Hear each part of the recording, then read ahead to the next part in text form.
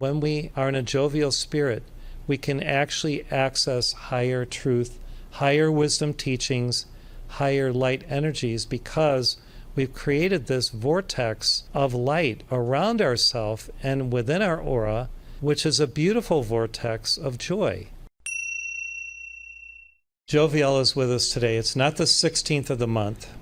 However, he would like to share with us the importance of divine laughter, divine friendship through joviality, another type of tea, and the wonderment of comedy, which is pure, and being lighthearted.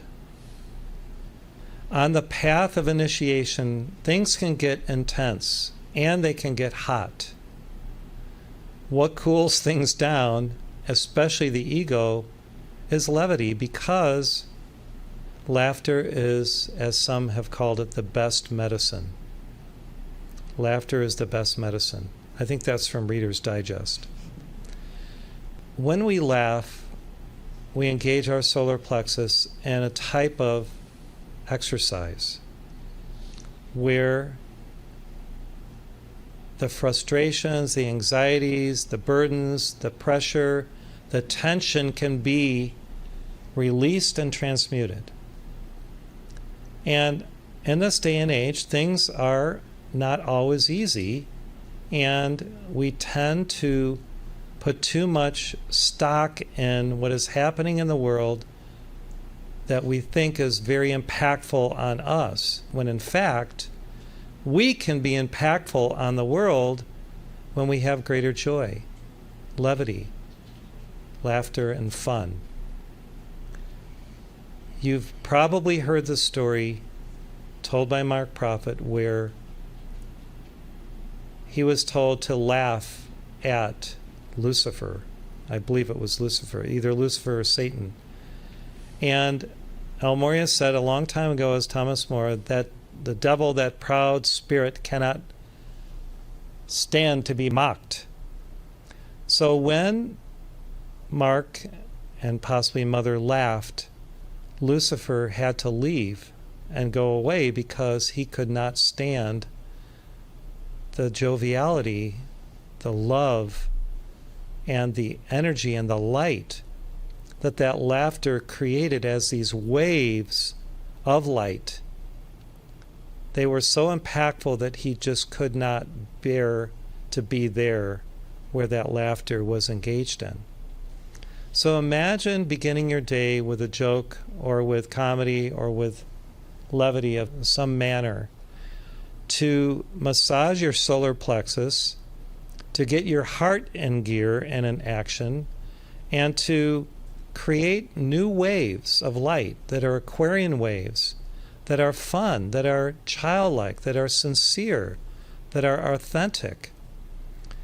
We often on the path just devolve into this sense of strain and struggle and stress, the three bad STRs, strain, struggle, and stress, and this creates distress. It seems like distress would be the opposite of stress, but it's not, right? So we have to de-stress through levity because it's important to be childlike, because that's how we can then enter the kingdom of God. So we begin many of our heart center meetings with an invocation and with laughter, because it does loosen us up to be freer, to actually access higher wisdom. And this is what Joviel would like us to know, is that when we are in a jovial spirit, we can actually access higher truth, higher wisdom teachings, higher light energies, because we've created this vortex of light around ourselves and within our aura, which is a beautiful vortex of joy. It's a vortex of joy. So from now on, create a vortex of joy consciously through laughter, through levity, through this higher state of awareness that breeds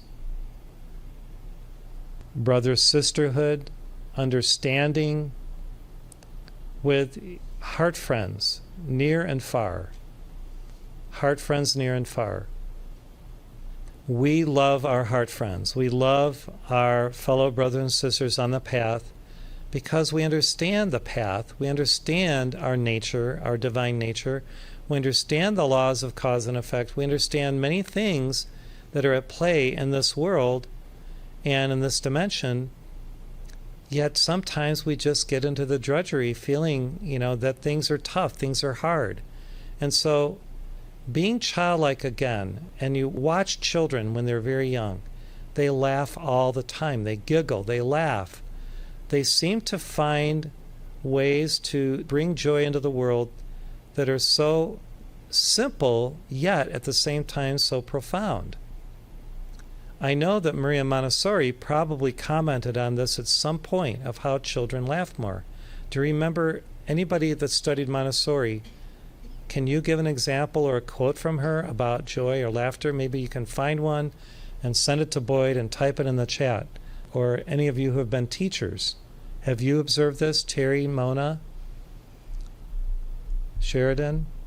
Have you observed children when they're very young just laughing all the time as they're in classrooms or on the playground especially?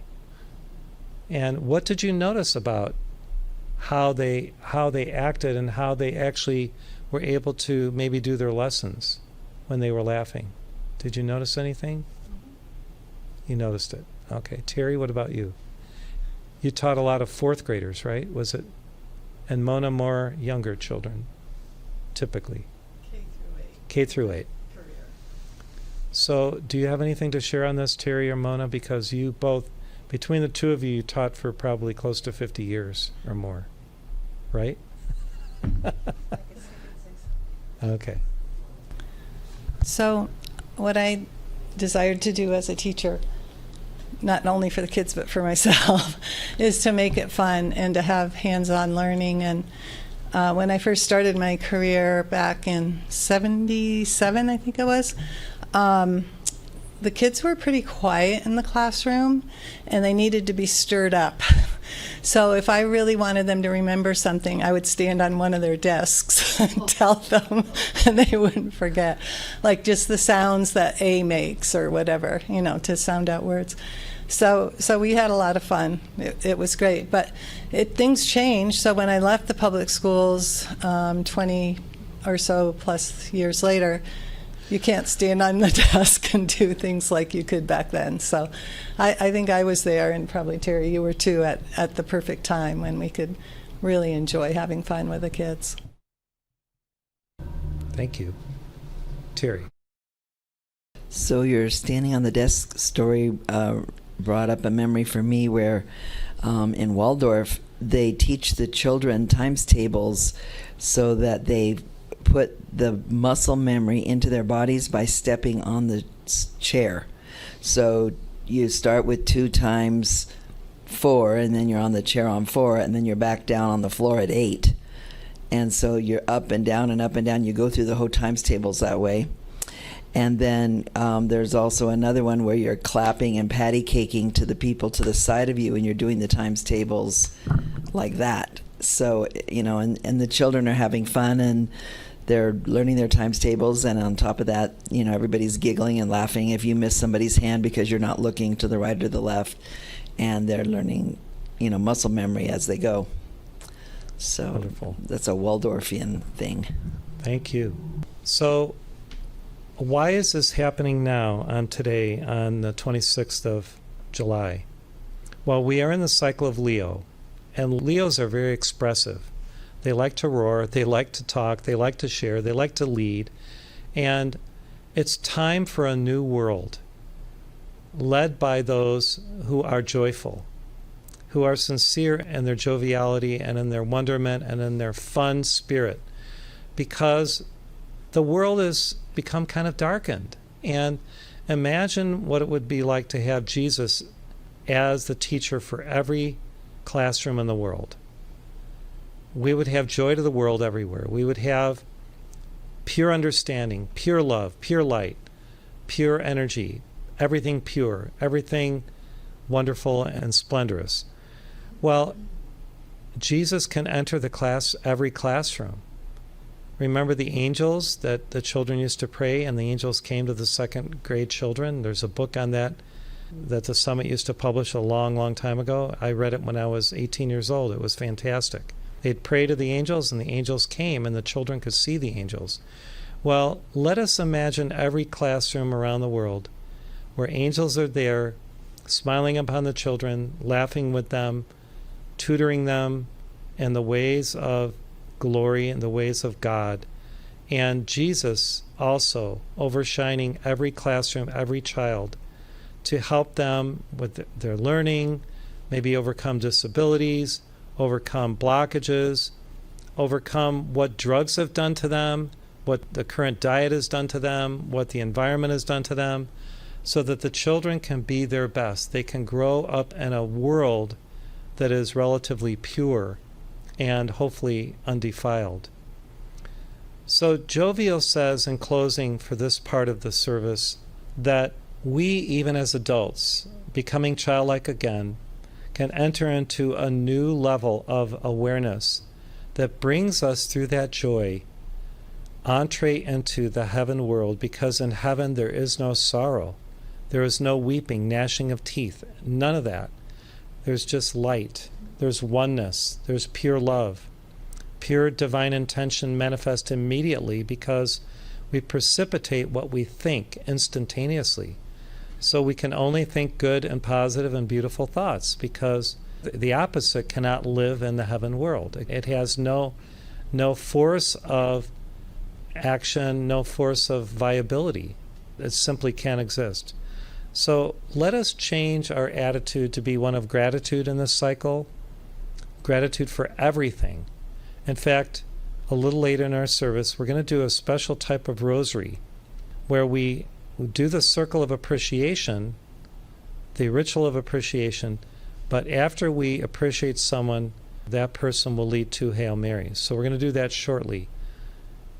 But first I'm going to ask Boyd if there's any sharing from anyone about what Montessori may have said about laughter and for children and joy. Yeah, Kathleen says, from the internet, the passage most directly about children and laughter comes from a well-known Montessori passage on freedom and nature. She wrote about letting children run freely outdoors, feeling rain, going barefoot in wet grass, resting under trees, and letting them shout and laugh when the sun wakes them in the morning, just as it wakes every living creature that divides its day between waking and sleeping. The idea is that laughter, like play and physical freedom, is a natural expression that shouldn't be suppressed by rigid schooling. It's part of how children respond authentically to their environment. In the Montessori method, there's also a lighter anecdote about her writing where she describes bringing a quiet infant into a noisy classroom to teach the children about silence. The children's reaction was one of surprised glances and laughter before they settled into stillness, showing how she used real moments, including humor, as teaching tools rather than lecturing. Beautiful, beautiful. Thank you, Boyd. Oh, there's one more. This is from Kathleen Schaefer. She says, I was a volunteer adult literacy tutor for several years. I was always looking for ways to get my student to laugh. She always enjoyed coming to class. One evening, she came to class and emphatically said, let's get to work. It was the most gratifying experience.